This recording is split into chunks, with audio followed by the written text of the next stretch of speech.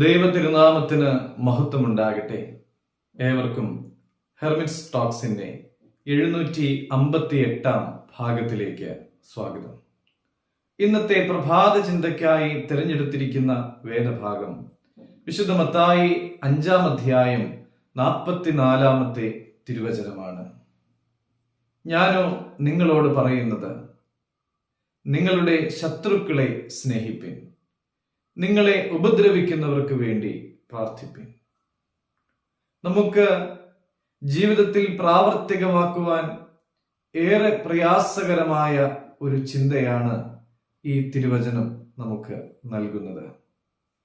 എന്നാൽ നമ്മുടെ കർത്താവ് ആവശ്യപ്പെടുന്നത് ഇത് പ്രാവർത്തികമാക്കുവാനാണ്.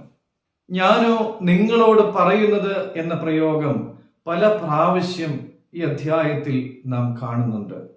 ലോകം നമ്മളോട് പറയുന്നത് പോലെയല്ല, വ്യത്യസ്തരായി നാം ജീവിക്കുവാനാണ് കർത്താവ് ആഗ്രഹിക്കുന്നത്. അതുകൊണ്ടാണ് നിങ്ങളുടെ ശത്രുക്കളെ സ്നേഹിപ്പിൻ, നിങ്ങളെ ഉപദ്രവിക്കുന്നവർക്ക് വേണ്ടി പ്രാർത്ഥിപ്പിൻ എന്ന് കർത്താവ് നമ്മളോട് പറയുന്നത്.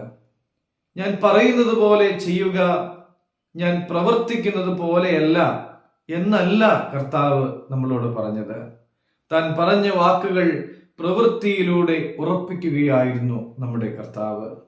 നമ്മുടെ കർത്താവ് നമ്മളെ സ്നേഹിച്ചു, തൻ്റെ ജീവനെ നമുക്കായിട്ട് നൽകുകയും ചെയ്തു.